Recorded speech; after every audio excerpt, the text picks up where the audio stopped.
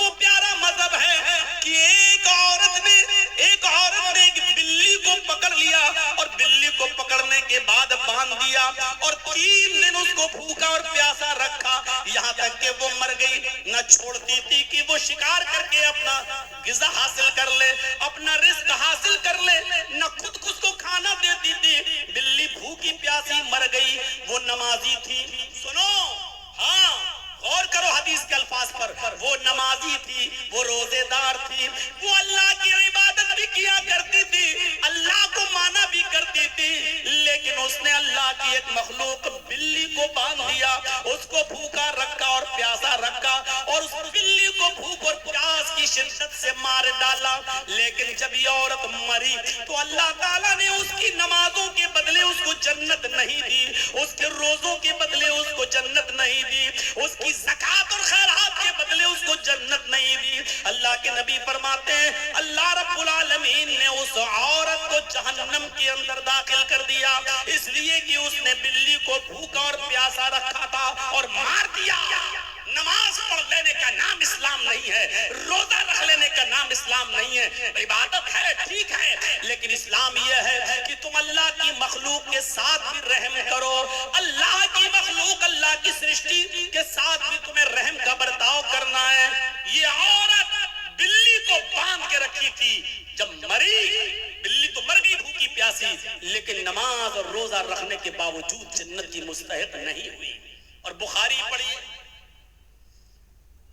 ایک عورت ایسی بھی تھی جو بد چلن تھی۔ اب بد چلن کا خلاصہ نہیں کروں گا، آپ سمجھ جائیے کہ بد چلن کس کو کہتے ہیں، بس دوسرے لفظوں میں کہہ دوں کہ وہ طوائف تھی، کیونکہ حدیث میں فاحشہ کا لفظ موجود ہے، یعنی جسم فروش تھی، پیسہ لیتی تھی اور اپنا جسم بیچتی تھی، بد چلن تھی، زانیہ تھی، بدکار عورت تھی۔ اس نے ایک جنگل میں ایک کتے کو دیکھا جو گیلی زمین کے پاس بیٹھ کر اپنی زبان سے گیلی زمین کو چاٹ رہا ہے، گویا کہ وہ پیاسا ہے اور اس گیلی زمین سے کچھ پانی لینا چاہتا ہے، لیکن گیلی زمین سے پانی نہیں مل رہا ہے۔ حدیث کے الفاظ ہیں اس عورت کو اس کتے پر رحم آ گیا، اس نے اپنا موزہ اتارا، ایک روایت میں آتا ہے اس نے اپنی اوڑھنی اپنا دوپٹہ اتارا، اس نے اس دوپٹے کو کنویں میں ڈالا۔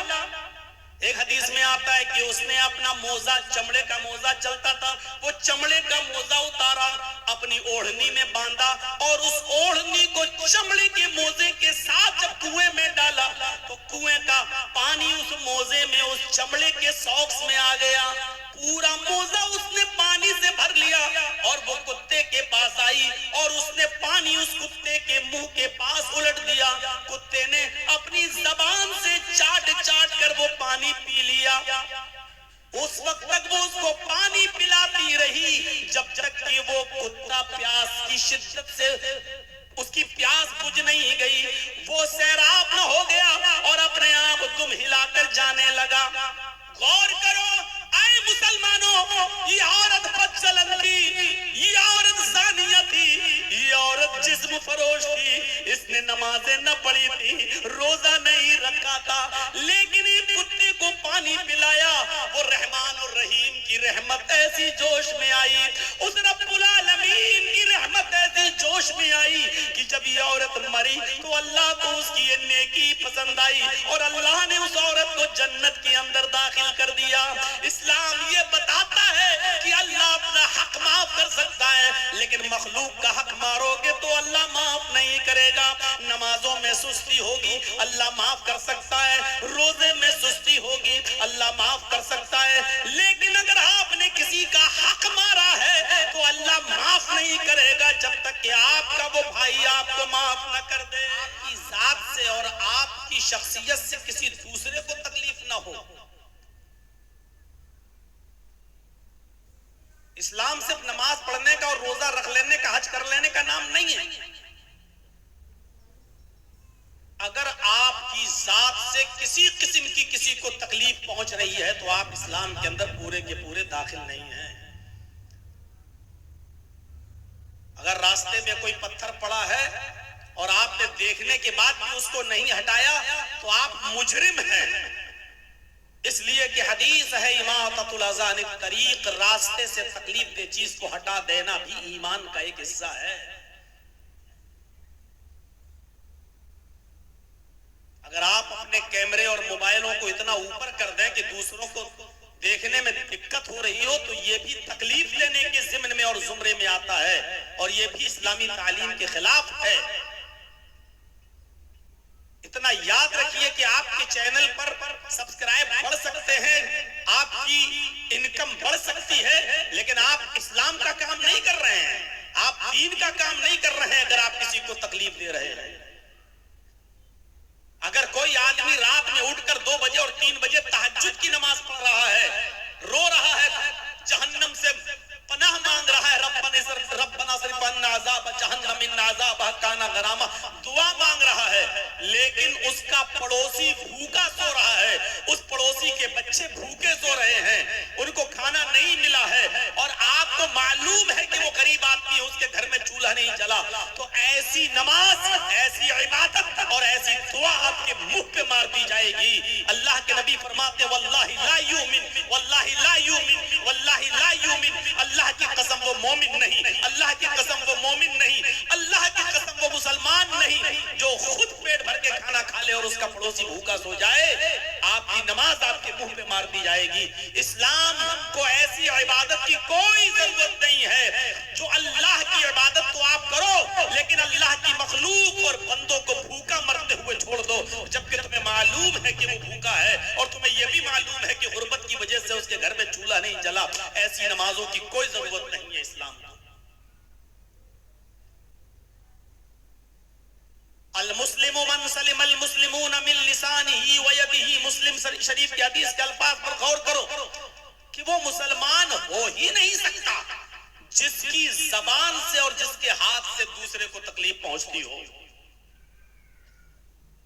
ہم اپنے سماج پر غور کریں کہ کس کو ہم اپنی زبان سے تکلیف دے دیتے ہیں، کس کو ہم اپنے ہاتھوں سے تکلیف دیتے ہیں، اور ہاتھ کے ذریعے دی ہوئی تکلیف کا زخم تو بھر جاتا ہے لیکن زبان سے دی ہوئی تکلیف کا زخم نہیں بھرتا ہے۔ یاد آتا ہے رہ رہ کر کے اس نے، اچھا یہ وہی آدمی ہے جس نے رہ رہے ہمارے ساتھ، اچھا ہم کو یہ بولا تھا، ہم کو یہ بولا تھا۔ اس لیے زبان کا لفظ پہلے استعمال کیا، من لسانہ و یدہ، وہ مسلمان ہی نہیں جس کی زبان سے اور جس کے ہاتھ سے دوسرے کو تکلیف پہنچتی ہو۔ قرآن کہتا ہے یا ایھا الذین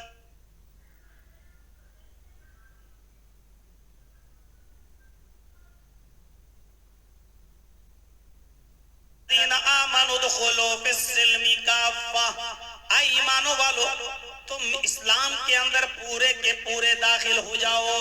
آج میں آپ کو یہی بتانا چاہتا ہوں آج کی تقریر کے اندر، آج کی خطاب کے اندر، کہ اسلام کے اندر کمپلیٹ داخل ہونا کیا ہے۔ آپ مسجد میں گئے اور نماز ادا کر لی، ہو گئے مسلمان۔ آپ کے اوپر، آپ کے پاس 5 لاکھ روپیہ ہے اور اس 5 لاکھ روپے پر 1 سال گزر چکی ہے، آپ حساب جوڑیے اور حساب ایسے جوڑیے کہ جو سب سے کمتر نصاب کا درجہ ہے وہ آپ کے پاس پورا ہو رہا ہے کہ نہیں ہو رہا ہے، اور سب سے کمتر نصاب کا درجہ یہ ہے کہ 52.5 تولہ چاندی کتنے روپے میں آ رہی ہے، اور اگر 500 روپے تولے کے حساب سے اگر ہم چاندی کو جوڑ لیتے ہیں تو آپ جوڑ لیجئے کہ 52.5 تولے چاندی کتنے روپے میں آ رہی ہے۔ اگر اتنا پیسہ آپ کے پاس ہے اور اس کو 1 سال گزر چکی ہے تو آپ میرے بھائیو زکوٰۃ آپ دیں گے اور آپ سے 40واں حصہ اس کا لیا جائے گا، یعنی 40 روپے میں 1 روپیہ، 100 روپے میں 2.5 روپے کے حساب سے، اور بہت آرام سے 1 لاکھ روپے میں میرے بھائیوں 52.5 تولے چاندی آج کے اس دور میں آ جائے گی۔ اگر کسی کے پاس 1 لاکھ 1.5 لاکھ روپیہ ہے اور اس کو 1 سال گزر چکی ہے تو آپ کے اوپر زکات فرض ہو جاتی ہے. غور کرو کہ یہ اسلام کتنا بڑا سماجوادی دھرم ہے جو آپ کو کہہ رہا کہ آپ کو 2.5% آپ کو غریبوں کو دینا پڑے گا, مسکینوں کو دینا پڑے گا, فقیر کو دینا پڑے گا. فقیر الذی لا مال لہ, فقیر اس کو کہتے ہیں کہ جس کے پاس کوئی مال ہی نہ ہو, کچھ بھی نہیں ہے اس کے پاس, آپ اس کو دیجئے.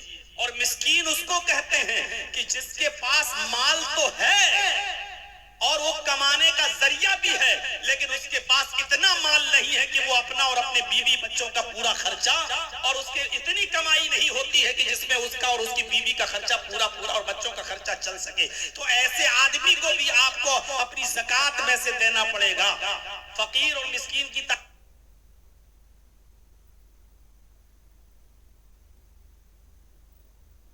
تعریف آپ سن لیجئے. فقیر کی تعریف کیا ہے؟ الذی لا مال لہ, جس کے پاس مال ہی نہ ہو. آپ زکات اس کو دیں گے, اور زکات اس کو دیں گے جو مسکین ہو. مسکین اس کو کہتے ہیں کہ جس کے پاس مال تو ہے, کمانے کا ذریعہ بھی ہے, اس کے پاس رکشہ وغیرہ بھی ہے, کوئی کمانے کا ذریعہ بھی ہے, لیکن اتنا نہیں ہے, اتنی کمائی اور اتنی انکم اس سے نہیں ہوتی ہے کہ وہ اپنا اور اپنے بیوی بچوں کا پیٹ پال سکے اور ان کی پڑھائی لکھائی کا انتظام کر سکے. تو یہ آدمی بھی آپ کی زکات کا مستحق ہے, اور آپ اس کو زکات دیں گے, اور جب تک زکات نہیں دیں گے آپ کی نماز آپ کے منہ پہ مار دی جائے گی, کیونکہ آپ اللہ کا حق تو ادا کر رہے ہیں لیکن بندوں کا حق ادا نہیں کر رہے ہیں. آپ نماز پڑھ کر اللہ کا حق ادا کر رہے ہیں, لیکن اس نے تمہیں جو مال دیا اس مال میں سے آپ غریب کو نہیں دے رہے ہیں. ہر مسلمان غور کرے اور سن لیجئے. اگر آپ کے پاس 5 لاکھ روپے ہے تو 2.5 لاکھ کے حساب سے جوڑ لیجئے, 12,500 روپے آپ کے اوپر زکات فرض ہو گئی. اب آپ نکل رہی ہے اور زکات میں آپ مال ہی دیں گے. یہ علماء بیٹھے ہیں, ان سے پوچھ لیجئے, زکات میں آپ مال دیں گے؟ آپ ایسا نہیں کر سکتے ہیں کہ زکات کا 10,000 روپے کا غلہ لے کر آپ غریبوں کو بانٹ دیں, 10,000 روپے کا گیہوں اور چاول اور کپڑا لے کے آپ غریبوں کو بانٹ دیں. یہ آپ کی زکات ادا نہیں ہوگی. زکات میں آپ مال ہی دیں گے, کیونکہ اب آپ اس کو مالک بنائیں گے اپنے مال کا, اور پھر وہ اپنی ضرورت کے مطابق خرچ کرے گا. آپ اس کو گیہوں دے رہے ہیں لیکن اس کو ضرورت ہے میرے بھائی اپنے بیٹے کے علاج کے لیے. یہ آپ طے نہیں کریں گے کہ آپ غلہ دیں, چاول دیں, گیہوں دیں, کیا دیں, یہ وہ طے کرے گا. آپ اس کو پیسہ دیجئے, آپ اس کو رقم دیجئے, یہ وہ طے کرے گا کہ اس کو اپنے پیسے کو کس چیز میں اور کس ضمن میں خرچ کرنا ہے, یہ وہ طے کرے گا. زکات کسی انسان کو اپنے مال کا مالک بنانے کا نام ہے. آپ اپنا پیسہ کسی غریب کو دے کر اس کو مالک بنا دیجئے, وہ اپنے حساب سے اس کو خرچ کرے گا. اب آپ کہیں گے مولانا صاحب اگر اس کو چاول اور گیہوں نہ دیں, وہ شراب پی جائے تو یہ اس کا ایمان جانے, یہ اس کا دل جانے, وہ آپ اپنے قرض سے اور فرض سے آپ ادا ہو جائیں گے. اگر وہ ایسا کرتا ہے تو آپ کو تو ثواب ملے گا, لیکن وہ گناہگار ہوگا. اور آپ کو اگر گیہوں اور کپڑا, چاول یہ سب دینا ہے تو زکات کے علاوہ مزید آپ صدقہ اور خیرات جب کریں تو اس میں سے آپ دیجئے, کوئی نہیں روکتا ہے آپ کو, لیکن زکات میں آپ اس کو مال ہی دیں گے. تو میرے پیارے ساتھیوں, اسلام کے اندر ہمیں پورے کے پورے داخل ہو جائیں, یہی اسلام ہے. یا اسی کو اللہ تبارک و تعالی نے فرمایا, یا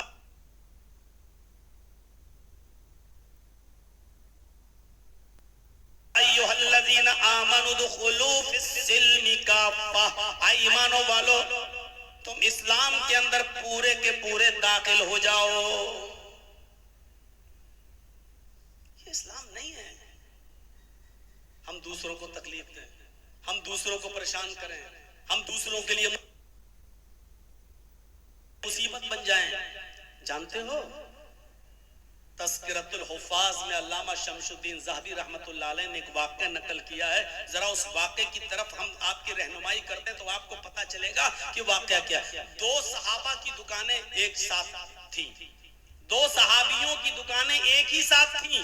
ہوتا ہے ادھر بھی چائے کی دکان, ادھر بھی چائے کی دکان, ہوتا ہے ادھر بھی موبائل کی دکان, آپ کے پڑوس میں بھی موبائل کی دکان, کمپٹیشن چل رہا ہے. میرے بھائیوں 2 صحابی کی دکان اور دونوں کپڑے کی دکان. اور آؤ میں آپ کو بتاؤں کہ سچا مسلمان کون ہے. مسلمان اپنے آپ کو کہہ دینا ایک الگ بات ہے, لیکن اپنے آپ کو سچا مسلمان بنانا یہ بہت بڑی بات ہے. اور آج ہم آپ کو سچے آپ مسلمان تو ہیں لیکن غور کریں کہ سچے مسلمان ہیں یا نہیں. آپ مسلمان کے دعوے دار تو ہیں لیکن یہ غور کرو کہ ہم سچے مسلمان ہیں یا نہیں. 2 صحابی کی دکان اور دونوں کپڑے کی دکان. ایک کسٹمر آیا اور ایک صحابی کی دکان پر پہنچ جاتا ہے اور ان سے کپڑا خریدتا ہے, کپڑا بیچ دیا جاتا ہے. اس زمانے میں مول بھاؤ نہیں ہوتا تھا, اتنے کا اتنا دے دیا, کیونکہ اتنا مانگا ہی نہیں جاتا تھا کہ آدمی ضرورت سے زیادہ مانگے اور پھر وہ مول بھاؤ ہو. اور آج بھی یہ انڈین پاکستانی لوگ جو سعودی عرب میں اندر جو آج پہنچ گئے, ان لوگوں نے ماحول خراب کر کے رکھ دیا ہے وہاں پر. ورنہ سعودی عرب کے اندر بھی مول بھاؤ نہیں ہوا کرتا تھا, جتنا مانگا اتنا دے دیا گیا, کیونکہ وہ نہ زیادہ ڈیمانڈ کرتے تھے اور نہ زیادہ پیسے. یہ یہاں کے اور پاکستانی, بنگلہ دیشی اور ان لوگوں نے جا کر وہاں پر اپنا انڈیا اور پاکستان والا ایشیا کا فارمولہ استعمال کیا کہ زیادہ مانگو کم ہوتے ہوتے پھر ہم اتنے پہ آ جائیں گے. تو یہ اب چلنے لگا ہے, پہلے نہیں چلتا تھا. میرے پیارے ساتھیوں, ان 2 صحابیوں کی دکان قریب قریب میں تھی. ایک کسٹمر آیا اور اس نے کپڑا خریدا اور کپڑا لے کر چلا گیا. تھوڑی دیر کے بعد دوسرا کسٹمر آیا, وہ بھی اسی دکان پر آیا, اس نے بھی ایک کپڑا خریدا اور چلا گیا. تھوڑی دیر کے بعد ایک تیسرا شخص آیا, وہ بھی اسی دکان پر آیا اور اس نے بھی کپڑا خریدا اور چلا گیا. تھوڑی دیر کے بعد چوتھا کسٹمر اسی دکان پر آتا ہے, لیکن دکان والا بھی یہ سوچ رہا ہے, یا اللہ میرے پاس تو 3 کسٹمر آ چکے ہیں, میری انکم تو اتنی ہو چکی ہے کہ آج جو کمائی مجھے حاصل ہوئی, جو پروفٹ ہوئی, جو منافع ہوا, جو لابھ ہوا, آج میرے گھر کا چولہا جل جائے گا اور میرے بیوی بچے آج پیٹ بھر کر کھانا کھا لیں گے. لیکن میرے پڑوس میں جو کپڑے کی دکان کھولے ہوئے میرا بھائی, ایک مسلم بھائی, میرے ہی برادری کا ایک بھائی جو دکان کھولے ہوئے, اس کے پاس ایک بھی کپڑا نہیں بکا ہے, اس کی بھی بیوی ہے, اس کے بھی بچے ہیں. اگر آج اس کا کپڑا نہیں بکا تو اس کے گھر میں چولہا کیسے جلے گا, اس کے گھر میں کھانا کیسے بنے گا؟ وہ بھی کثیر العیال ہے, اس کے بھی بچے ہیں, زیادہ بیٹے بیٹیاں ہیں, اس کے گھر میں بھی چولہا جلنا چاہیے. تو اس صحابی نے چوتھے کسٹمر سے کہا, جو کپڑا تم خریدنا چاہتے ہو وہ کپڑا میرے پاس ختم ہو گیا ہے, اس سے بھی اچھی کوالٹی کا کپڑا میرے فلاں بھائی کی دکان پر ہے, تم پڑوس میں جا کر خرید لو. اس آدمی کو اس نے اس دکان کی طرف ریفر کر دیا اور اس آدمی نے کپڑا بیچ دیا. تھوڑی دیر کے بعد ایک اور کسٹمر آیا, اس صحابی نے اس کسٹمر کو بھی اس کی دکان پر بھیج دیا اور پھر نماز پڑھنے کے لیے چلا گیا. عصر کی نماز کا وقت تھا, جب وہ عصر کی نماز پڑھ رہا تھا تو کہہ رہا تھا, الہ العالمین جھوٹ بولنا تیرے نبی کے قانون کے خلاف ہے, تیرے نبی کے فرمان کے خلاف ہے. اے اللہ میں نے جھوٹ بولا ہے, مجھے معاف کر دینا. اے میرے پروردگار, میرے پاس وہ کپڑا موجود تھا لیکن میرے بھائی کی ہمدردی نے مجھے اندر سے جھجوڑ دیا ہے, اس لیے میں نے یہ کہہ دیا ہے کسٹمر سے کہ وہ کپڑا میرے پاس نہیں, میرے بھائی کے پاس ہے. اے اللہ میرے اس جھوٹ کو تو جھوٹ میں مت لکھنا, کیونکہ تو اچھی طریقے سے جانتا ہے کہ میری نیت جھوٹ بولنے کی نہیں تھی بلکہ اپنے بھائی کی ہمدردی کرنے کی تھی, اور میں اس میں کامیاب ہوا. اے اللہ اگر تجھے میری یہ نیکی پسند ہوئی ہو تو تو اس نیکی کو قبول فرما لے. آج کے اس کمپٹیشن کے دور میں اپنے گریبانوں کے بٹن کھول کر جھانکو اور بتاؤ ایسا دکاندار آج کے زمانے میں کون ہے, اور کون یہاں سے کھڑا ہو کر کہہ سکتا ہے کہ ہم پکے اور سچے مسلمان ہیں. کوئی ایک اٹھ کر بتائے اور یہ کہے کہ ہم پکے مسلمان ہیں اور ہم اپنا کسٹمر دوسرے کی دکان پر بھیج دیتے ہیں, ہم دوسرے کے ہمدرد نہیں. دوسرے کی دکان پہ آنے والا کسٹمر بھی آپ دور سے پکار کر اپنے پاس بلا لیتے ہیں. اگر 2 رکشے والے ہیں تو 2 رکشے والا, ایک نے 20 مانگا, دوسرا کہتا آؤ 15 دے دینا, ہمارے رکشے پر بیٹھ جاؤ, وہ اور کم کر لیتا ہے. آج کے اس کمپٹیشن کے دور میں ہر مسلمان اپنے گریبانوں میں جھانک کر دیکھے اور بتائے کہ کون پکا مسلمان ہے. نام تو ہے محمد جرجیس, نام تو ہے محمد اظہر, نام تو ہے نسیم احمد, نام تو ہے محمد اکرم, نام ہے اور نام رکھ رکھنے سے کوئی آدمی مسلمان نہیں ہو جاتا. اگر نام سے ہی کوئی آدمی مسلمان ہوتا تو اللہ کی قسم عبداللہ ابن ابی ابن سلول جنت میں جاتا. میرے بھائیوں اگر نام سے ہی کوئی آدمی مسلمان ہوتا تو جانے کتنے لوگ ایسے ہیں کہ جن کے نام اسلامی تھے اور وہ نبی اکرم کے مخالف تھے اور اللہ کے رسول نے ان کو جہنم میں جانے کی بشارت دی ہے. میرے پیارے ساتھیوں, نام رکھ لینے سے کچھ نہیں ہوتا اور نام کے ہو جانے سے کچھ نہیں ہوتا. ہر آدمی غور کر کے دیکھے کہ وہ کتنا پکا مسلمان ہے. دوسرے کی ہمدردی کا نام ہی تو اسلام ہے. اسی لیے تو اللہ کے نبی صلی اللہ علیہ وسلم نے فرمایا کہ وہ آدمی مومن نہیں, وہ آدمی مومن نہیں, وہ آدمی مومن نہیں. کون؟ جو خود پیٹ بھر کے کھانا کھا لے اور اس دوسرا بھائی اس کا بھوکا سو جائے. پڑوسی, اور پڑوسی میں قید نہیں ہے کہ مسلمان نہیں, کوئی بھی ہو.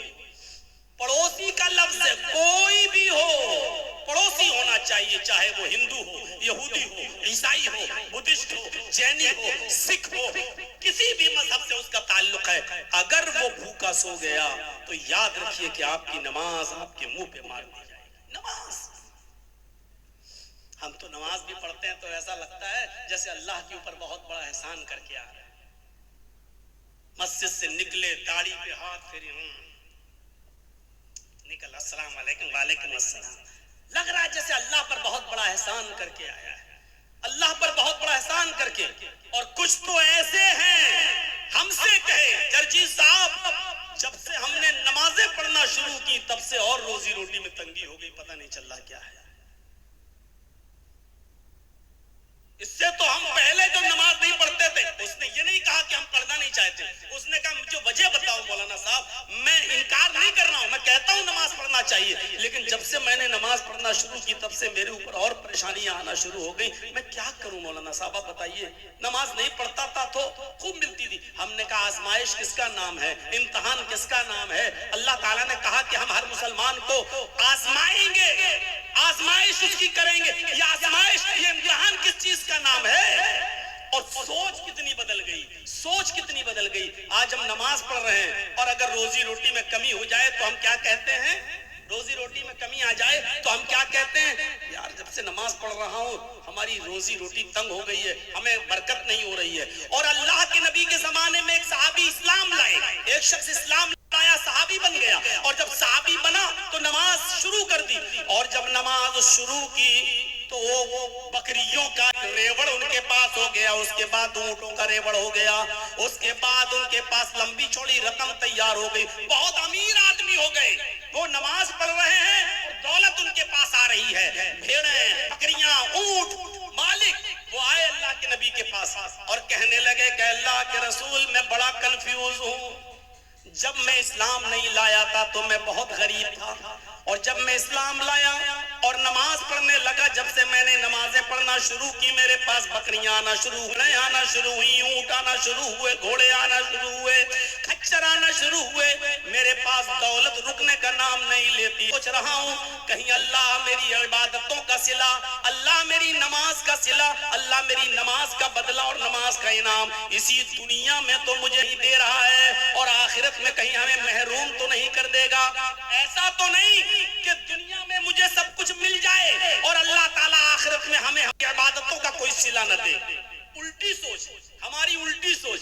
مولانا جب سے میں نے نمازیں پڑھنا شروع کی برکت ہی نہیں ہو رہی ہے, اور وہ کیا کہہ رہے ہیں, اے اللہ کے رسول جب سے میں نے نمازیں پڑھی دولت رکی نہیں رہی, کہیں اللہ ہمیں اسی دنیا میں تو نہیں دے رہا ہے اور آخرت میں کہیں محروم تو نہیں کر دے گا. سوچ بدلو اپنی سوچ. وَلَنَبْلُوَنَّكُمْ بِشَيْءٍ مِّنَ الْخَوْفِ وَالْجُوعِ وَنَقْصٍ مِّنَ الْأَمْوَالِ وَالْأَنفُسِ وَالثَّمَرَاتِ وَبَشِّرِ الصَّابِرِينَ.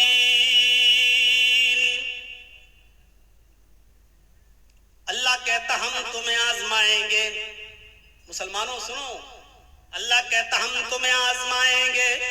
وَلَنَبْلُوَنَّكُمْ بِشَيْءٍ مِّنَ الْخَوْفِ, ہم تمہیں آزمائیں گے خوف ڈال کر, ایسے حالات پیدا کر دیں گے کہ تم ڈرو گے. جیسے آج پورے ہندوستان کے ہی نہیں پوری دنیا کے حالات پر آپ نظر ڈالیے, آپ اور کسی ایک جگہ پر بھی آپ دیکھ لیجئے کہ مسلمان جہاں رہتا ہے اس مسلمان کو کہیں امن, کہیں شانتی, کہیں سکون اس کو نظر آ رہا ہے. مجھے بتائیے ایران کے حالات دیکھیے، مسلمان کہیں سکون کے ساتھ ہے. سیریا کے حالات دیکھیے، مسلمان کہیں سکون کے ساتھ ہے. لبنان کے حالات دیکھیے، کہیں مسلمان سکون کے ساتھ ہے. عراق کے حالات دیکھیے، مسلمان کہیں سکون کے ساتھ ہے. فلسطین کے حالات دیکھیے، مسلمان کہیں سکون کے ساتھ ہے. اردن کے حالات دیکھیے، مسلمان کہیں سکون کے ساتھ. دنیا کا کوئی ایسا چپڑا بتائیے جہاں مسلمان رہتا ہے اور وہاں سکون کے ساتھ ہو. آپ اپنا پڑوسی ملک دیکھ لیجئے، مسجدوں میں بمباری ہو رہی ہے، ایک دوسرے کو مار رہا، قتل کر رہا ہے. آپ کے اپنے پڑوسی ملک کے اندر مسجدیں محفوظ نہیں ہیں اور وہاں آتم ہت ہو رہے ہیں. یہ کون سا اسلام ہے اور کون سی اسلام کی تعلیم ہے؟ میرے بھائیوں، آپ دنیا کی کسی چپے پہ جا کر دیکھ لو اور بتاؤ، اتہاس، ہسٹری اور آج کی موجودہ حالات کو کا جائزہ لے کر مجھے بتاؤ کہ مسلمان کہاں چین و سکون کے ساتھ ہے. زوری بات علیہم الذلۃ والمسکنہ، اتنا ذلیل، اتنا رسوا، اتنا انسلٹڈ، اتنا ذلیل اور رسوا دنیا کے کسی دور میں نہیں ہوا تھا جتنا آج کے دور میں مسلمان ہے. کیوں؟ اس کی وجہ یہ ہے کہ آج اس کے اندر سے ایمان نکل چکا ہے. وَلَا تَهِنُوا وَلَا تَحْزَنُوا وَأَنْتُمُ الْأَعْلَوْنَ إِن كُنتُم مُؤْمِنِينَ. اللہ نے تو حکومت و سلطنت دینے کا وعدہ، عزت و سرداری دینے کا وعدہ اس شرط پہ کیا تھا کہ اگر تمہارے اندر ایمان ہوگا تو ہم تمہیں عزت دیں گے، ہم تمہیں بلندی دیں گے، ہم تمہیں باعزت بنائیں گے. میرے پیارے ساتھیوں، آج ہم جتنا ذلیل ہیں اس کی وجہ یہ ہے کہ آج ہمارے اندر اتنا ہی ایمان کمزور ہے. آج اتنا ہی ایمان کمزور ہے آج ہمارے اندر. ابھی کوئی کہہ دے کسی کا چہرہ دیکھ کر، اور میں نے یہ دوسروں کو تو چھوڑو، میں نے اپنوں کو دیکھا ہے. اپنوں سے مراد سمجھ رہے ہیں شیر شاہ برادری کو، اور بھی کھل کے کہہ دوں اہل حدیثوں کو. بس ایسے ہی، ارے باپ تمہارا چہرے پہ دیکھو اور مایوس پریشان نظر آتے ہو. دیکھیے دھول میں لاٹھی مار رہے ہیں، حقیقت میں ہمیں کچھ نہیں معلوم. مجھے لگتا ہے کہ ضرور تمہارا کوئی رشتہ دار تمہارے ساتھ گڑبڑ کر رہا ہے، جادو ٹونا کا اثر لگ رہا ہے تمہارے اوپر. اس کے بعد وہ بس آپ کے پیچھے ہاتھ دھو کر نہیں، نہا دھو کر پڑ جائے گا. مولانا صاحب آپ کو کیسے معلوم؟ بالکل صحیح بات ہے مولانا صاحب، جتنا پیسہ آتا ہے بچتا ہی نہیں ہے. ہم کماتے بہت ہیں، ایک دن میں 10,000 روپے کماتے ہیں، لیکن گھر آتے آتے ہمارا کبھی بیٹا بیمار، کبھی بیوی بیمار، کبھی یہ بیمار، کبھی وہ بیمار، ایک دم چلا جاتا ہے. مولانا برکت نہیں ہو رہی ہے. آپ نے صحیح پہچانا ہے. اب مولانا صاحب کو موقع مل گیا بکرا حلال کرنے کا. اب صحیح ہے، یہ آدمی بس میرے جال میں پھنس گیا. ایک آدمی تو باقاعدہ ایسا ملا، کہنے لگا کہ بہت اچھی بات آپ نے کہی ہے، اس کا علاج تو ہو جائے گا لیکن خرچہ بہت پڑے گا. اس بیچارے مجبور آدمی نے کہا کہ کتنا خرچہ لگے گا مولانا صاحب؟ کہ بہت زیادہ نہیں، بس دنیا میں 1,24,000 نبی آئے، ہر نبی کے نام پر 1 روپیہ دے دو، تمہاری مصیبت حل ہو جائے گی. اب سوچو کہ ہر نبی کے نام پر 1 روپیہ دے گا تو 1,24,000، یعنی مولوی صاحب کی ڈیمانڈ یہ ہے کہ 1,24,000 روپے ہم کو دے دو، تمہاری مصیبت دور ہو جائے گی. اور اس کو کم آنکنے کا انداز دیکھو، ہر نبی کے نام پر 1 روپیہ. ارے ایک نبی کے نام پر 1 ہی روپیہ تو مانگ رہے ہیں. اس سے پوچھو کہ ایمان تو تیرا محمد الرسول اللہ پر ہے، اقرار ہے کہ اللہ نے اور بھی نبی بھیجے ہیں، ایمان تو محمد رسول اللہ پر ہے، اور اس بات پر بھی ایمان ہے کہ اگر وہ سارے کے سارے نبی کے دور میں، کسی بھی پیغمبر کے دور میں اگر محمد رسول اللہ آ جاتے تو اس نبی کو بھی محمد پر ایمان لانا پڑتا، اس رسول کو بھی محمد رسول اللہ پر ایمان لانا پڑتا. جب اس رسول کی رسالت محمد رسول اللہ کے آ جانے کے بعد کالعدم ہے، منسوخ ہے، تو پھر اس کے نام پر تو پیسہ کیسے مانگ سکتا ہے؟ اس کے نام پر تو روپیہ کیسے مانگ سکتا ہے؟ اس کے نام پر تو پیسہ کی ڈیمانڈ کیسے کر سکتا ہے؟ یہ کوئی سوال اگر کر دے گا تو کہہ دیں گے وہابی ہو تم، تم یہاں سے، یہ اتنی عقل تو وہابیوں کے پاس ہوتی، تمہارے پاس کہاں سے آ گئی؟ میرے ساتھیوں، اللہ نے کہا یا ایھا الذین آمنوا وَلَنَبْلُوَنَّكُمْ بِشَیْءٍ مِّنَ الْخَوْفِ، ہم خوف ڈال کر بھی تمہیں آزمائیں گے. یہ خوف نہیں ہے تو اور کیا ہے؟ آج کے حالات پر ذرا نظر ڈالیے. خوف ڈال کر بھی ہم تمہیں آزمائیں گے.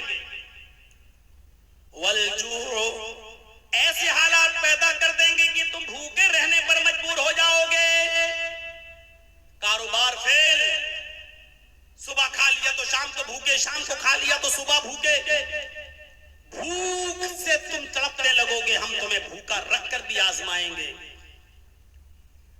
وَنَقْسِم مِّنَ الْأَمْوَالِ، تمہارے مالوں میں نقصان کر کے بھی ہم تمہیں آزمائیں گے۔ وَالْأَنفُسِ، تمہاری جانیں لے کر بھی ہم تمہیں آزمائیں گے۔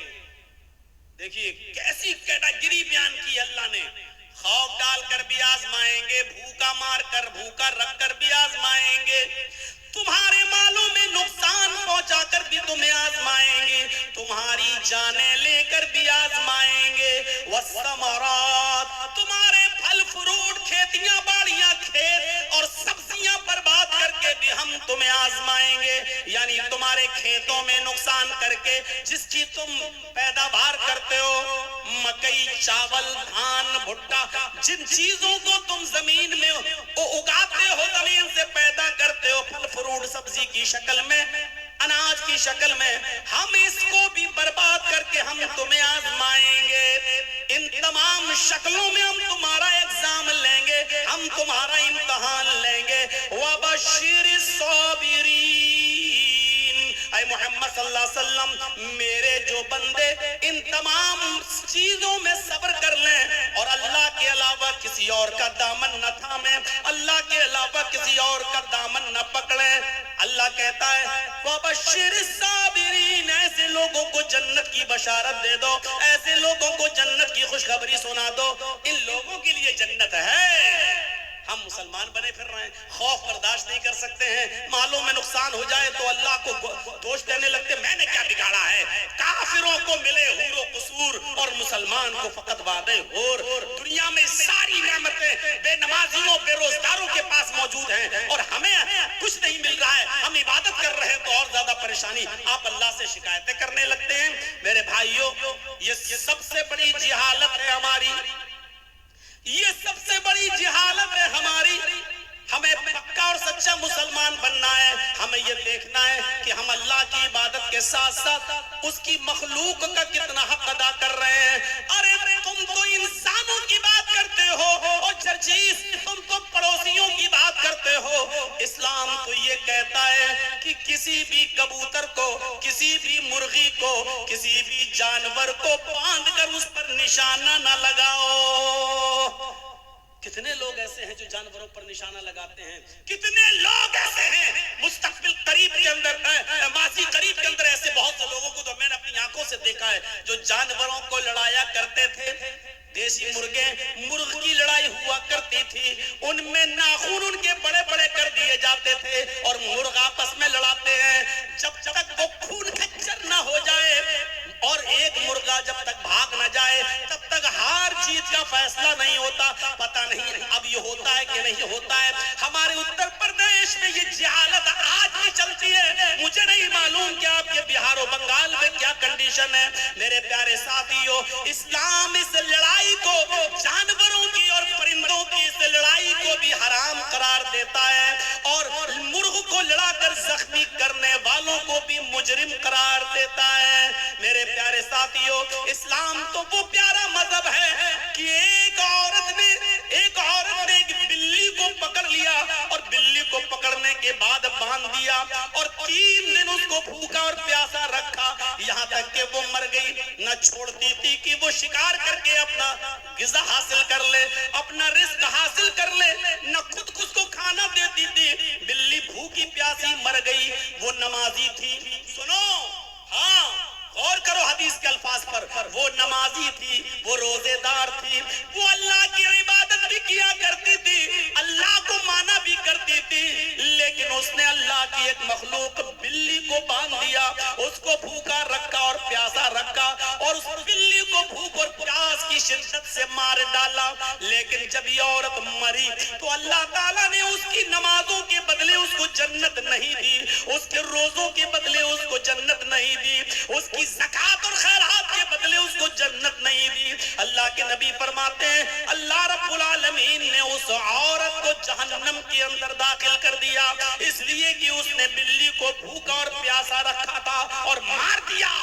نماز پڑھ لینے کا نام اسلام نہیں ہے، روزہ رکھ لینے کا نام اسلام نہیں ہے، عبادت ہے ٹھیک ہے، لیکن اسلام یہ ہے کہ تو کی مخلوق مخلوق کے ساتھ بھی رحم کرو. اللہ کی مخلوق, اللہ کی سرشٹی کے ساتھ بھی تمہیں رحم کا برتاؤ کرنا ہے.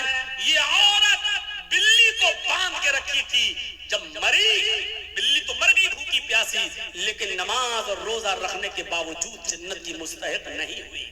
اور بخاری پڑھی, ایک عورت ایسی بھی تھی جو بد چلن تھی.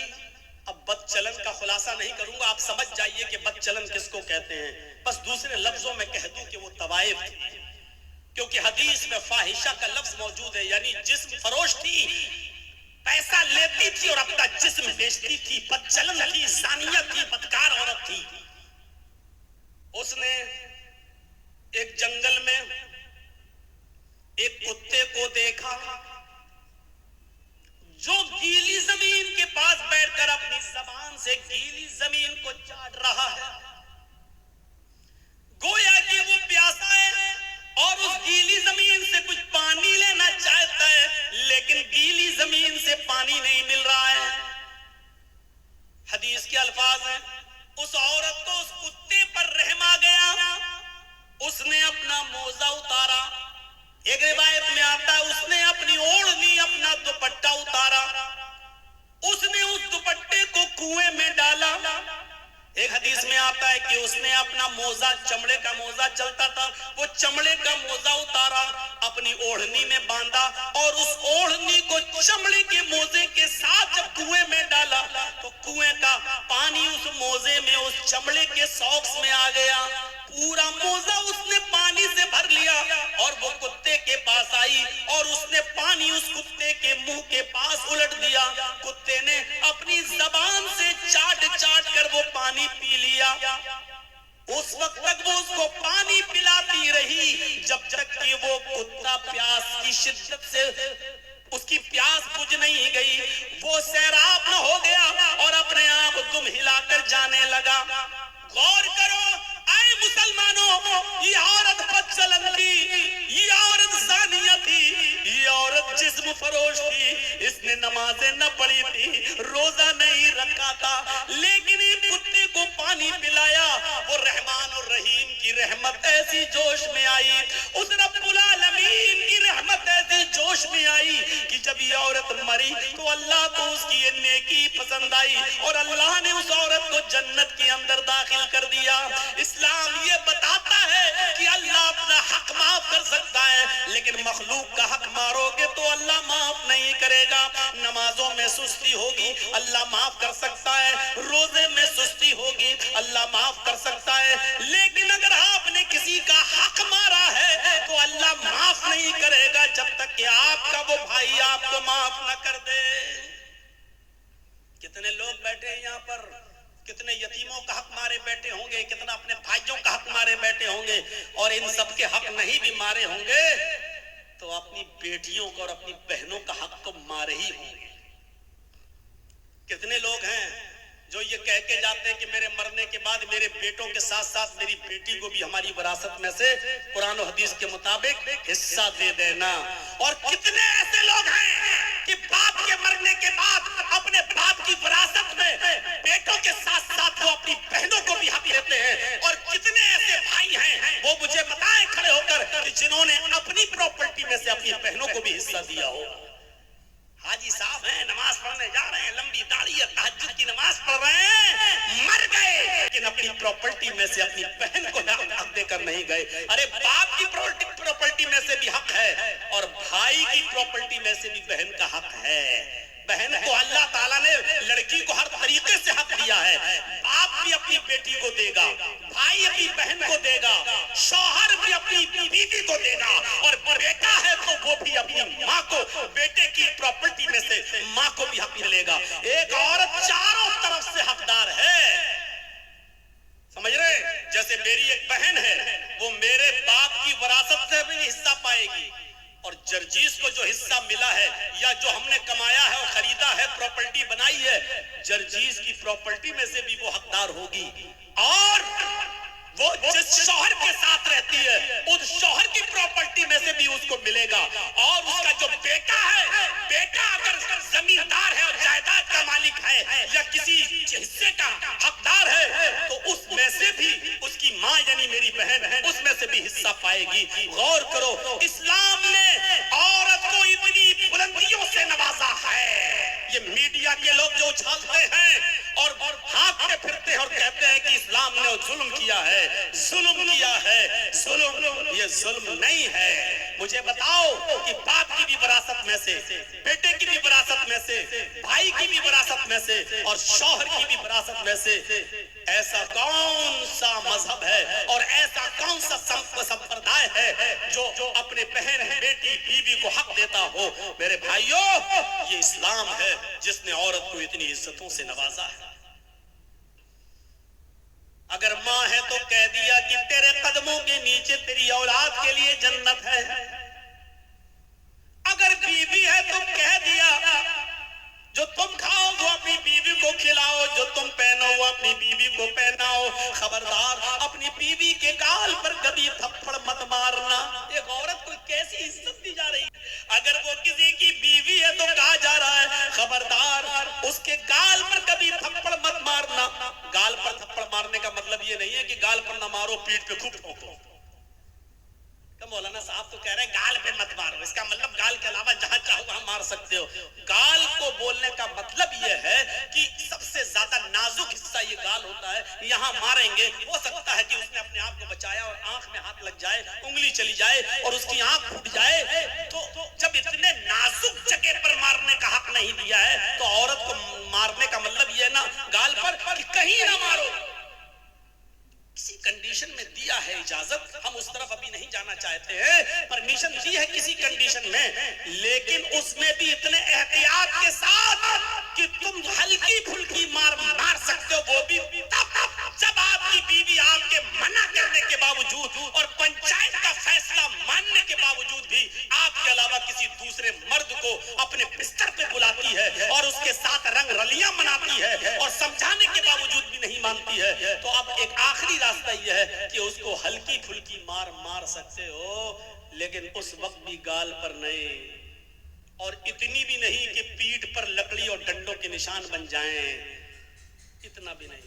اور جب آپ کی اس مار سے بھی وہ راستے پہ نہ آئے تب آپ طلاق کے بارے میں سوچیں, اور اس میں بھی مہلت دی کہ ڈائریکٹ 3 طلاقیں مت دو, طلاق ڈائریکٹ اس کو بندوق کی 3 گولی اس کے اوپر مت دھمک دو کہ بیچاری کی جان ہی چلی جائے. اس کنڈیشن میں بھی بتایا کہ اس کو 1 طلاق دو جب وہ حالت طہر میں ہو, پاکی کی حالت میں ہو, اور پھر سوچنے اور سمجھنے کا موقع دو, اور پھر جب وہ دوسرا مہینہ آئے اور پھر وہ دوسرے مہینے تک نہیں مانتی ہے, پھر بھی حرکتیں کر رہی ہے, اور دوسرے مہینے میں جب وہ حالت طہر میں حیض سے پاک ہو جائے تب آپ اس کو دوسری طلاق دے سکتے ہو.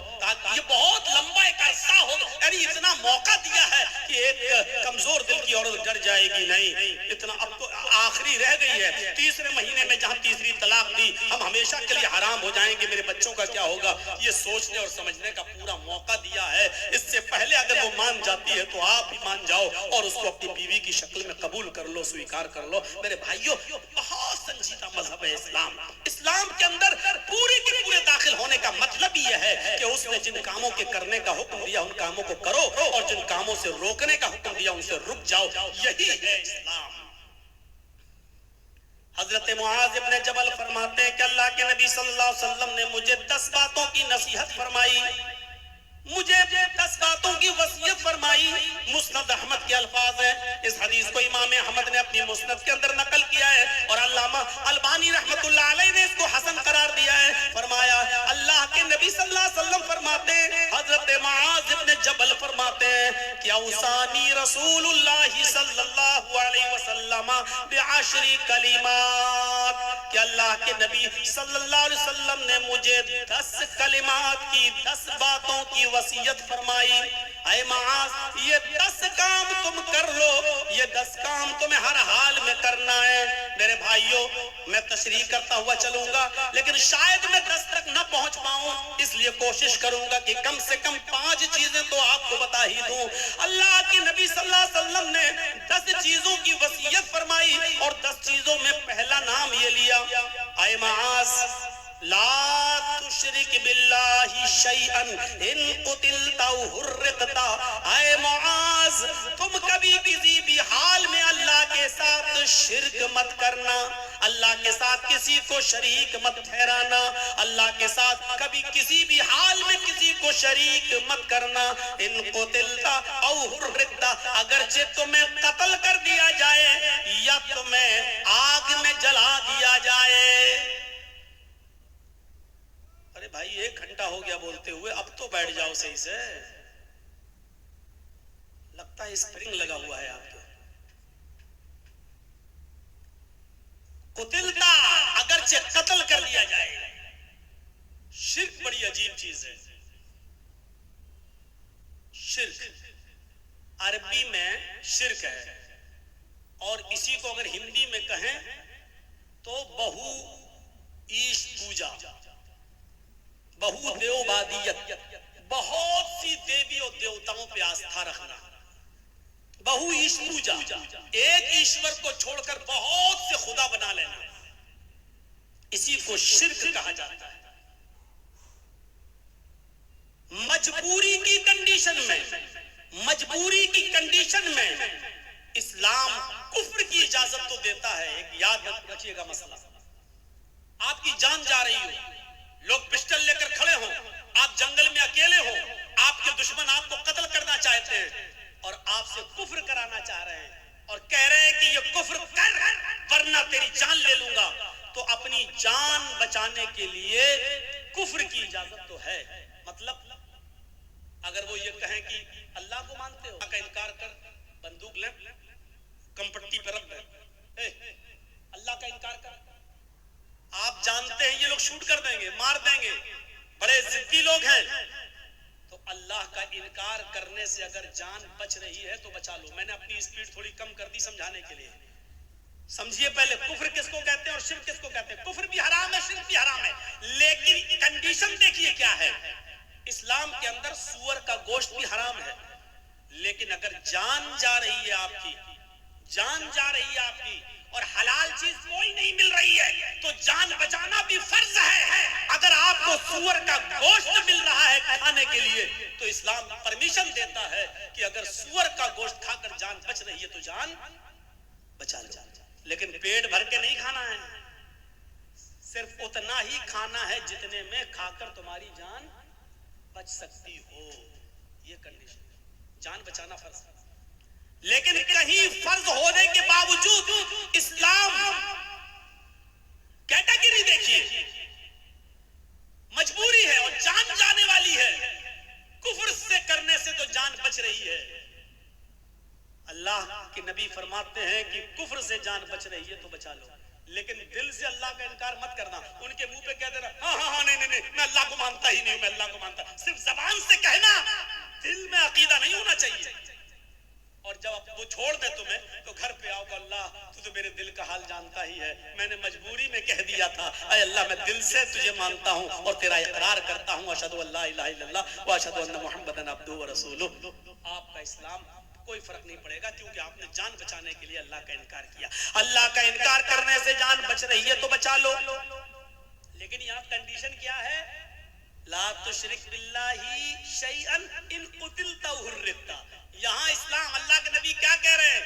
اگر تجھے قتل بھی کر دیا جائے اور تجھے جلا دیا جائے، آگ میں ڈال دیا جائے، یہ کام کرا لینا، لیکن شرک مت کرنا اللہ کے ساتھ، اللہ کے ساتھ شرک مت کرنا۔ مولانا جرجیس مر گئے، جرجیس کی قبر بن گئی، جرجیس کا مزار بن گیا، بیٹا بیٹی اللہ سے مانگو، آئے اللہ 10 سالیں ہو گئی، بیٹا نہیں ہوا، بیٹی نہیں ہوئی، اللہ مجھے نیک بیٹا دے، مجھے نیک بیٹی دے۔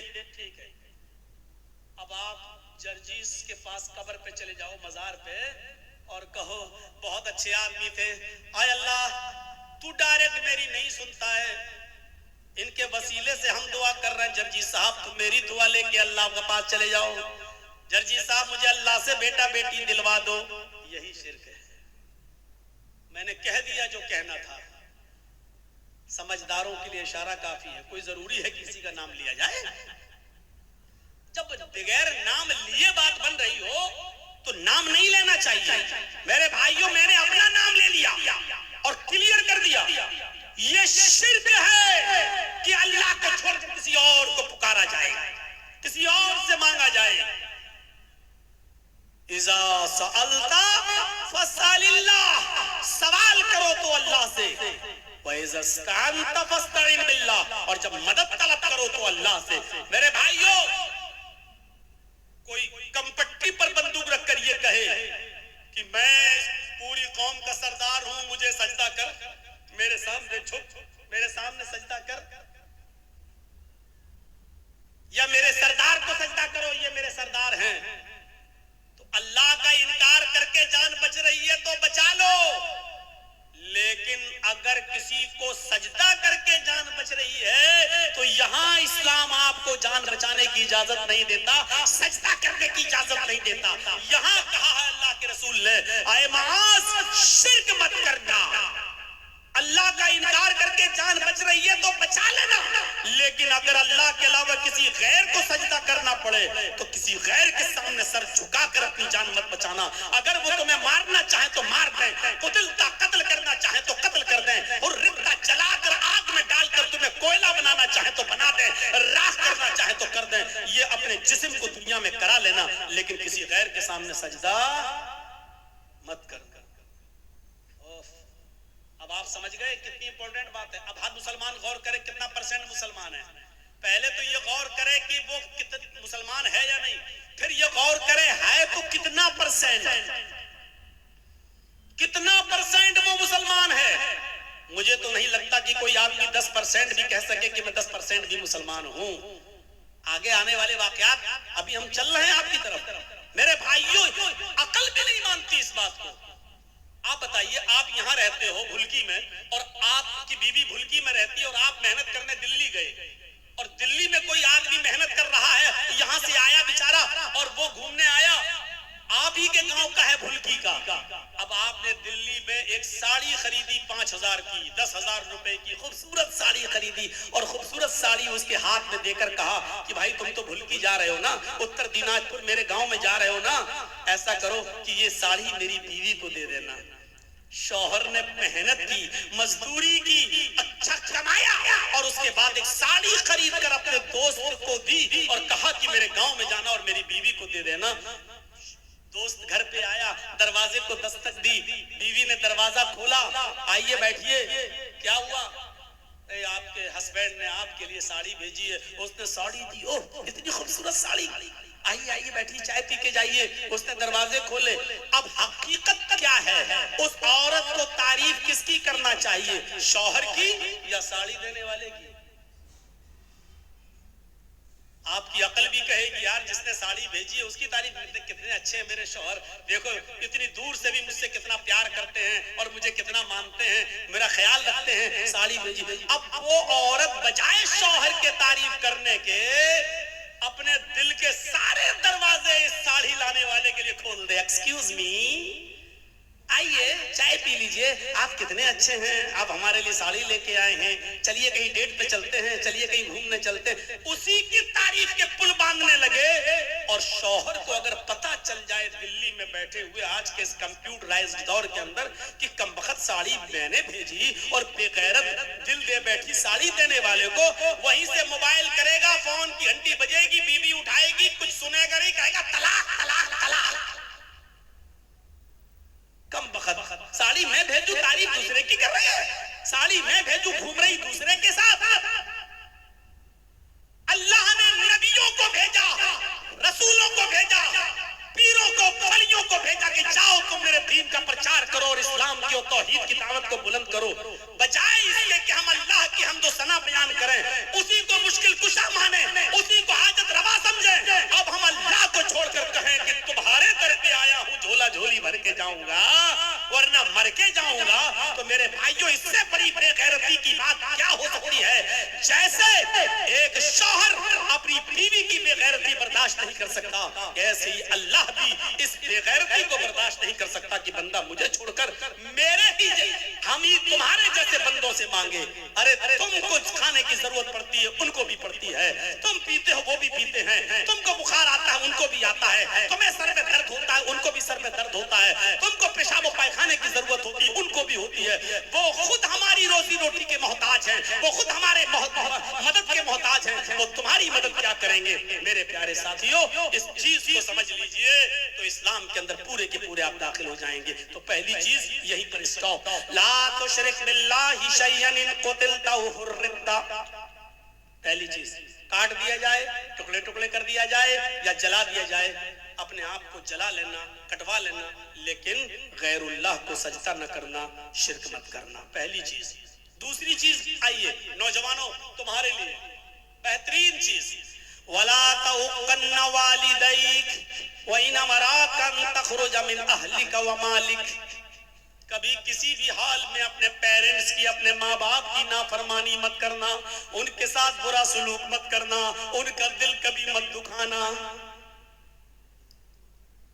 آگے والے جملے میرے بھائیوں ہماری آنکھیں کھول دیں گے۔ وَإِنْ أَمَرَاكَ أَن تَخْرُجَ مِنْ أَهْلِكَ وَمَالِكَ، اگر جب تمہیں تمہارے والدین، تمہیں تمہارے ماں اور باپ دونوں تمہارے گھر سے، اپنے گھر سے نہیں، وہ تو گھر ہے ہی، تم نے محنت کر کے جو گھر کمایا ہے اور بنائی ہے بلڈنگ، اور تم نے جو شادی کی ہے، اگر وہ تمہیں حکم دیں کہ تم اپنے گھر سے نکل جاؤ تو اپنے باپ کا حکم مانتے ہوئے تمہیں اپنا گھر چھوڑنا پڑے گا۔ وہ اہل، اگر وہ کہیں کہ تم اپنے اہل و عیال، بیوی بچوں کو بھی چھوڑ دو اور بھاگو یہاں سے، تو تمہیں اپنے ماں باپ کی بات مان کر اپنے بیوی بچوں کو بھی چھوڑنا پڑے گا۔ یہ ایک الگ مسئلہ ہے کہ اگر باپ غلطی پر ہو اور بیٹے کی غلطی نہ ہو، میں ابھی اس طرف نہیں جانا چاہ رہا ہوں، میں صرف یہ بتانا چاہتا ہوں کہ ماں باپ کا مقام کتنا بڑا ہے اور والدین کی اہمیت کتنی بڑی ہے۔ اللہ کے نبی کہہ رہے ہیں گھر تمہارا، تم نے محنت کر کے کمایا بنایا ٹھیک، لیکن اگر تمہارے باپ کہے جرجیس جاؤ یہاں سے، جرجیس کو اپنی کمائی والا گھر چھوڑنا پڑے گا، باپ کا حکم مانتے۔ یہ تمہاری بیوی بڑی نافرمان ہے، اللہ کی ناشکری ہے، چھوڑو اس کو، چلو ہمیں چھوڑنا پڑے۔ اور اس کی ایک مثال میں آپ کو دینا چاہتا ہوں، ذرا سنیے گا۔ حضرت ابراہیم علیہ السلام اپنے بیٹے اسماعیل علیہ السلام سے ملک شام میں ملنے کے لیے گئے، دروازے کو دستک دی، ان کی بیوی نے دروازہ کھولا۔ ذرا سنیے گا، بڑا دلچسپ واقعہ ہے، میں نے آہستہ اسپیڈ کم کر دی ہے تاکہ آپ کو سمجھاؤں۔ ابراہیم علیہ السلام اپنے بیٹے سے ملنے گئے، دروازے کو دستک دی، بہو نے، بیٹے کی بیوی نے دروازہ کھولا، اور جیسے دروازہ کھولا تو کیا دیکھتی ہے؟ سامنے ایک بوڑھا آدمی کھڑا ہے۔ کہا السلام علیکم، کہا وعلیکم السلام۔ کہا مجھے اسماعیل سے ملنا ہے۔ بیوی کو نہیں معلوم کہ یہ میرے سسر ہیں، لیکن سسر کو معلوم ہے کہ یہ میرے بیٹے اسماعیل کا گھر ہے اور یہ اس کی بیوی ہے، لیکن بتا نہیں رہے کہ میں تمہارا سسر ہوں۔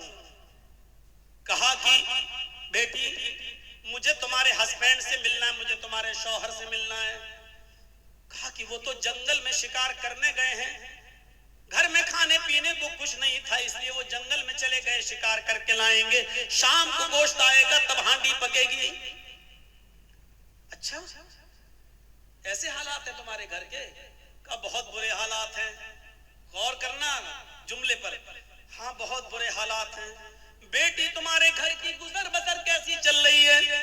تو جواب دیا بہت بری، بھوک مری کی نوبت ہے، صبح کھانے کو مل جاتا ہے تو شام کو بھوکے سوتے ہیں، اور شام کو اگر کھا لیتے ہیں تو صبح بھوکے اٹھتے ہیں اور شام تک کچھ نہیں ملتا، بہت بری کنڈیشن ہے میرے گھر کی۔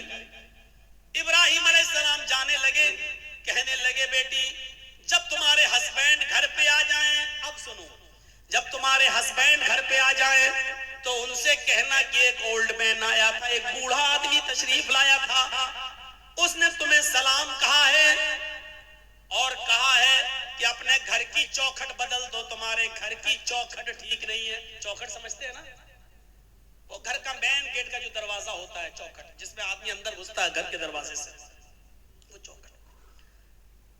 اپنے ہسبینڈ سے کہنا کہ تمہارے گھر کی چوکھٹ اچھی نہیں ہے، ٹھیک نہیں ہے، اس کو بدل دو۔ یہ کہہ کر ابراہیم علیہ السلام چلے گئے، اور ان کی بیوی گھر کی چوکھٹ دیکھ رہی ہے، یہ بڈھا سٹیا گیا کیا؟ یہ بڈھے کو پاگل ہے کیا؟ کتنی اچھی چوکھٹ ہے، مضبوط چوکھٹ ہے، گرمیوں میں ہوا آتی ہے، سردیوں میں دھوپ آتی ہے، وہ کہہ رہا ہے کہ تیری چوکھٹ خراب ہے، یہ بڈھا سٹیا گیا۔ شام کو جب اسماعیل علیہ السلام گھر پہ آئے، اور نوجوانوں سنو، اپنے ماں باپ کو خون کے آنسو رلانے والوں، اپنی ماں کو رلانے والوں، اپنے باپ کو ستانے والوں سنو، ابراہیم علیہ السلام کا بیٹا اسماعیل جب گھر پہ آیا گوشت لے کر، بیوی بنانے لگی، وہ بناتے بناتے کہنے لگی اسماعیل آج ایک بڑھا آدمی آیا تھا۔ اسماعیل علیہ السلام نے کہا اچھا کوئی ضرورت رہی ہوگی بیچارے کو؟ کہا نہیں، اس نے تمہیں سلام کہا ہے، سمجھ گئے کہ سلام اگر کہا ہے تو وہ میرا باپ ہے۔ کہتے اچھا ایسی ایسی شکل تھی؟ کہ جی۔ بوڑھا آدمی آیا تھا؟ جی۔ سلام کہا مجھے؟ جی۔ کہا اچھا اور کیا کہا؟ کہا اس نے مجھ سے کہ اب جب تمہارے شوہر گھر پہ آ جائیں، ہسبینڈ گھر پہ آ جائیں تو ان سے کہنا کہ تمہارے گھر کی چوکھٹ ٹھیک نہیں ہے، اس کو بدل دو۔ بڈھا سٹیا گیا تھا۔ اسماعیل علیہ السلام نے کہا اچھا اس نے کچھ پوچھا تھا تم سے؟ کہاں پوچھا تھا کہ گھر میں گزر بسر کیسی چل رہی ہے، تو میں نے کہہ دیا کہ اچھی نہیں چل رہی۔ جو سچائی تھی بتاتی، صبح کھا لو تو شام کو نہیں ملتا، شام کو کھا لو تو صبح نہیں ملتا۔ انہوں نے کہا بس یہی تمہارا جملہ سن کر، یہی ورڈز سن کر انہوں نے کہا کہ اپنے گھر کی چوکھٹ بدل لو۔ کیا مطلب؟ کہا میری بیوی، انہوں نے جب یہ دیکھا کہ تم نے اللہ کا شکر ادا نہیں کیا، جب پوچھا کہ گھر کی گزر کیسی چل رہی، تو تمہیں کہنا چاہیے تھا کہ الحمدللہ اللہ نے مجھے جس حال میں رکھا ہے اللہ کا شکر ہے، بس زندہ ہوں، اور اللہ مجھے جس حال میں رکھے میں ہمیشہ اس کے دیے ہوئے رزق پر خوش ہوں۔ وہ جس حال میں بھی مجھے رکھتا ہے میں اس کی دیے ہوئے رزق پر میں راضی ہوں اور خوش ہوں۔ تمہیں یہ جملے کہنا چاہیے تھا، لیکن تم نے